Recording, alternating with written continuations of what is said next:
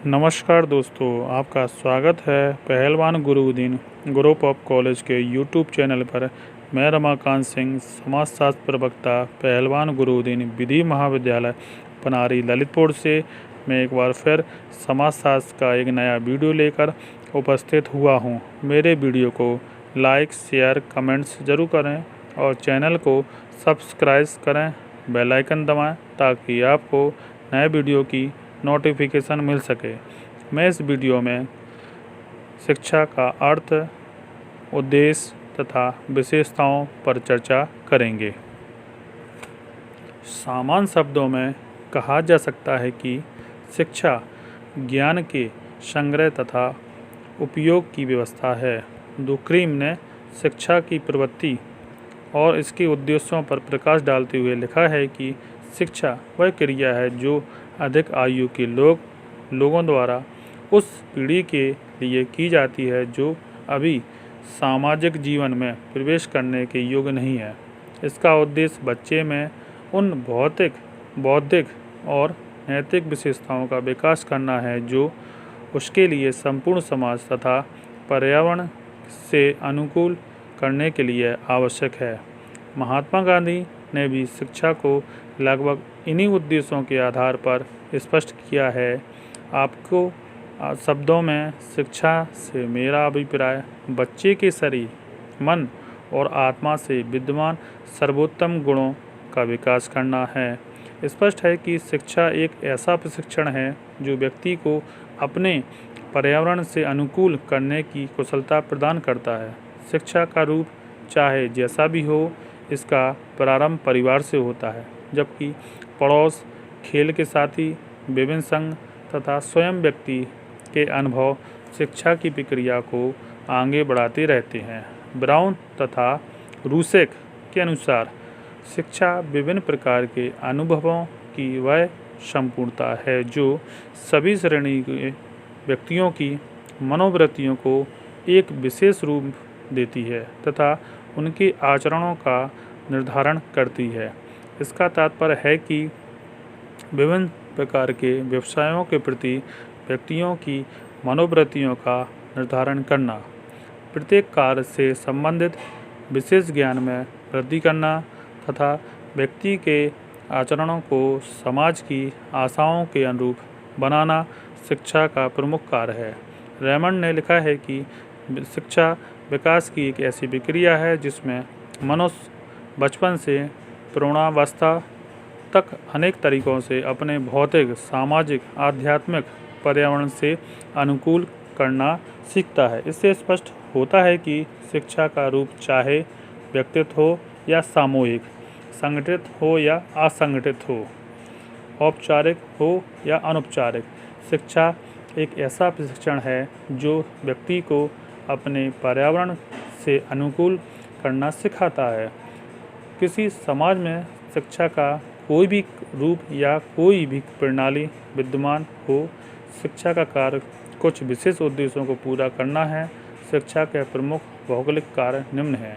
Number 1, सर्वप्रथम शिक्षा का उद्देश्य व्यक्ति को अपने सामाजिक मूल्यों और अपेक्षाओं के अनुकूल बनाना।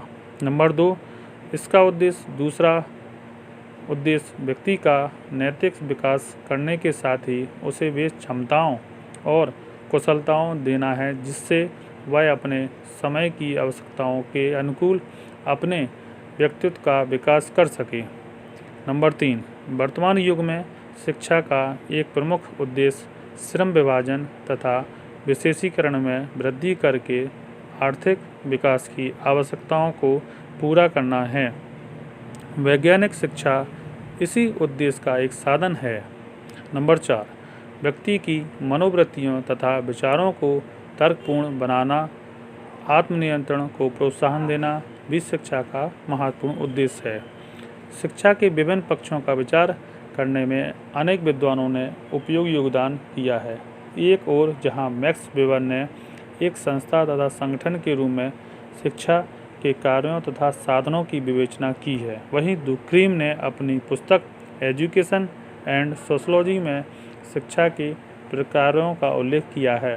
वालर ने शिक्षा की विवेचना सामाजिक व्यवस्था की एक उप प्रणाली के रूप में की है, जबकि आर्नल्ड एंडरसन ने अपनी पुस्तक एजुकेशन इकोनॉमी एंड सोसाइटी में वर्तमान शिक्षा तथा अर्थव्यवस्था के संबंध को स्पष्ट किया है। इसके अतिरिक्त वोटोमोर ब्लाउड ने हॉलसी ने समाजशास्त्रीय दृष्टिकोण से शिक्षा और समाज के संबंधों पर विचार किया, जिसके फलस्वरूप समाजशास्त्र में एक नई शाखा शिक्षा का समाजशास्त्र विकास हो सका। शिक्षा की विशेषताएं।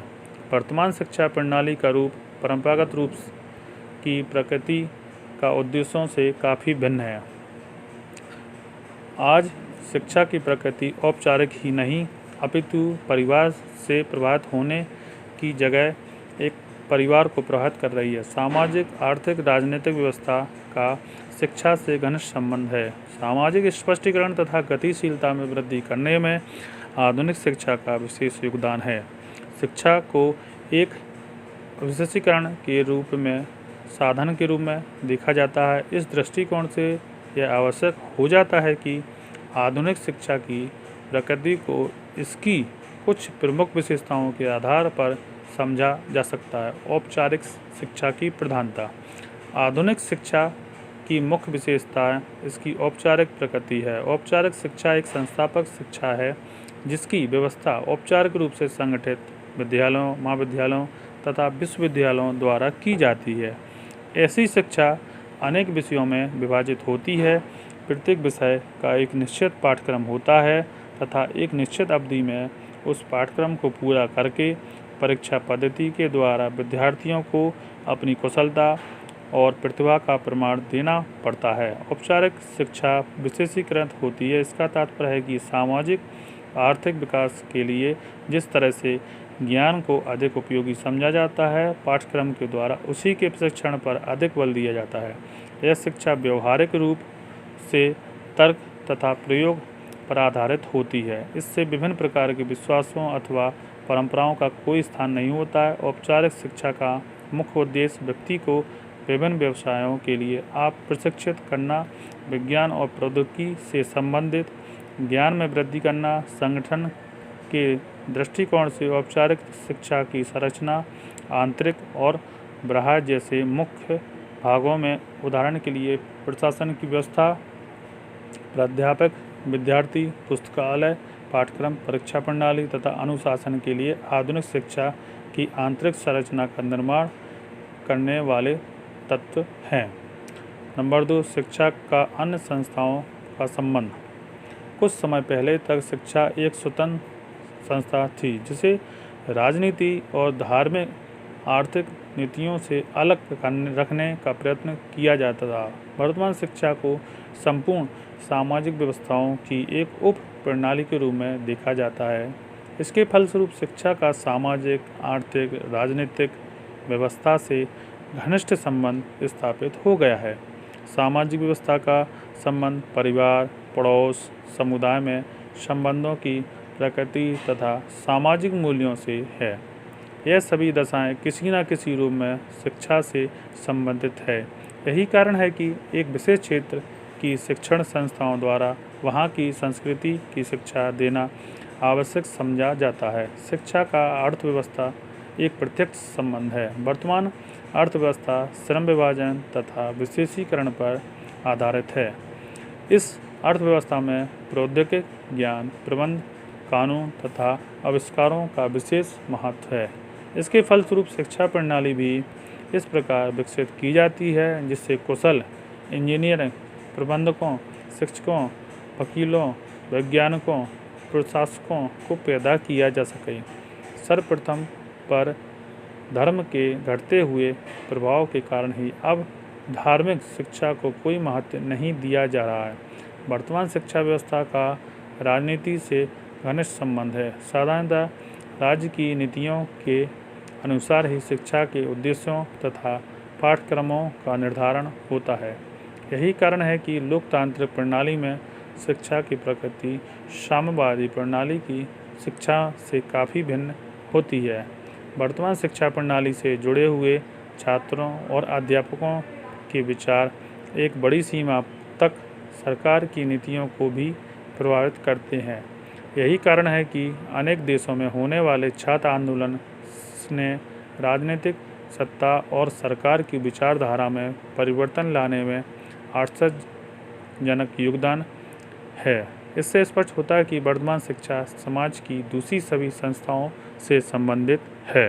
बस आज का व्याख्यान यहीं समाप्त किया जाता है। धन्यवाद।